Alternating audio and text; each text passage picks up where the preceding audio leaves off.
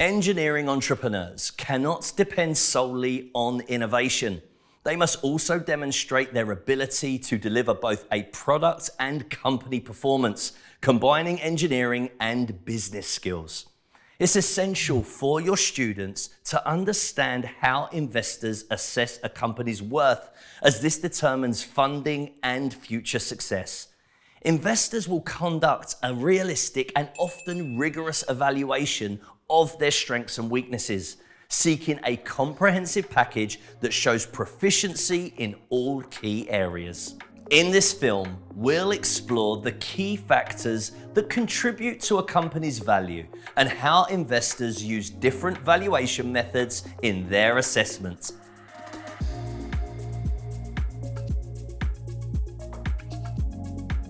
For investors, the value of an enterprise depends on its potential to deliver a significant return on their investment. This value is a combination of many factors, some depending on the investor's experience and understanding of the sector and technology, and others on their understanding of the market and operating environment.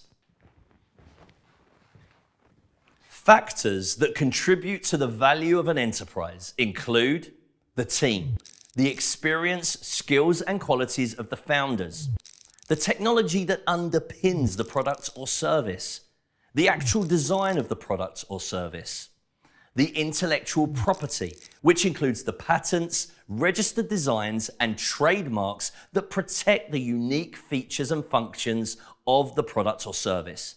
But there are other factors that will influence the value an investor prescribes, such as the market size, which is the total value spent on similar products or services, the market growth, where the market size is predicted to grow or shrink, access to market, how well the business can reach potential customers, and the environment, the wider economic, social, or political issues that might influence future sales income.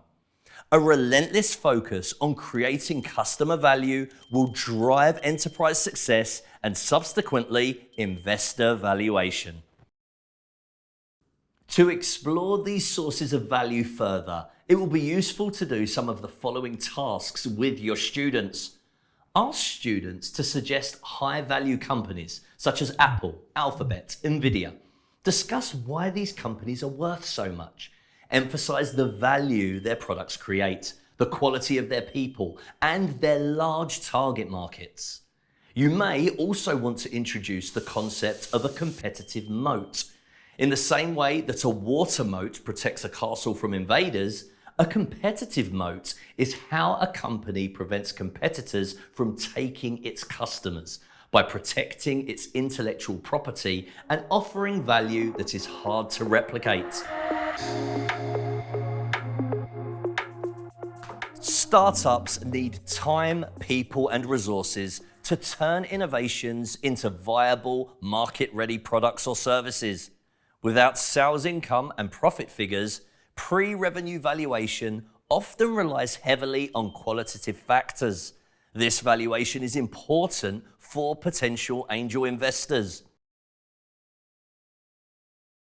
The Burkus method, named after a successful angel investor, assigns a value from 0 up to £500,000 to each of 5 areas of risk. This will allow the investor to give a score to the startup using £2.5 million as the ideal score. Concept: the quality of the core technology or innovation and its commercial application. Prototype: a working prototype. Team: the experience, skills, and qualities of the founders. Relationships: early relationships with partners, retailers, or potential customers. Production: a strong understanding of how to turn the prototype into a quality product. The Burkus method highlights the importance of addressing every area of risk. Entrepreneurs must prove to potential investors that they understand the risks and can minimize them. Ask your students to compare how an investor might view a startup targeting a large market but with slow or little predicted growth with one targeting a small but rapidly growing market. What key risks might the investor identify? Students could suggest how each factor an investor looks at during valuation can become a risk. What can a strong startup do to minimize these risks? Enterprises that succeed in launching their product will soon want to scale up, grow, or diversify.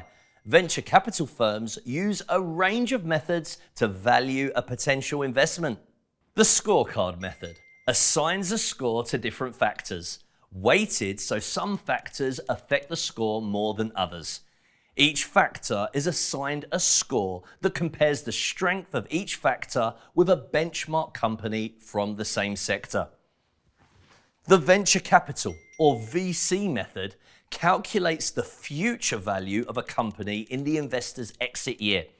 VCs expect a high return on investment, so they will discount the future value by the expected return for each year to ascribe a present value.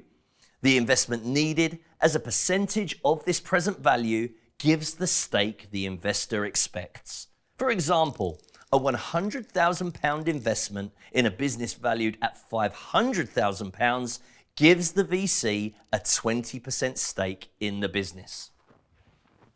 Discuss with your students how different weightings and comparison in the scorecard method might influence an investor decision. Students can use the Valuing Startups and Scale-Ups online interactive tool to explore how assumptions about future revenue and growth affects the stake an investor might expect. You can change the estimated sales prices and volumes, change the amount of investment founders are seeking, and enter the investor's exit year and expected return on investment. The tool calculates an investor's earnings in their exit year, the estimated value of the company, and what percentage stake investors will expect for a range of valuation levels.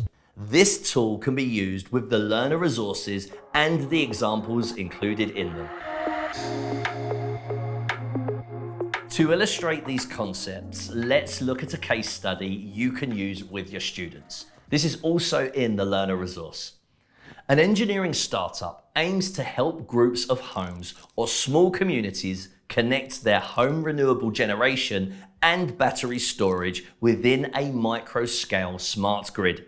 The founders need £500,000 seed funding and have met with 2 angel investors. Both investors have made their scorecards available to the entrepreneurs to provide feedback. Students can take a closer look at these scorecards in the learner resource. Start by discussing the basic idea of the startup. Do learners think this is a strong idea in a growing market? Discuss each investor's brief description. What do these tell students about each investor's knowledge, experience, and expectations? Review the weightings and the comparison scores. Can students link these with what they know about each investor and their experience? Discuss the advantages and disadvantages of choosing an experienced investor who has more reservations versus a less experienced investor who appears more optimistic. By understanding how startups and scale-ups are valued, your students will gain critical insights into the investment process. They'll learn to appreciate the importance of creating value, managing risk, and presenting their ventures in a way that attracts investors. This knowledge will empower them to navigate the financial landscape of enterprise with greater confidence. Good luck, and feel free to revisit any of the films and resources to recap.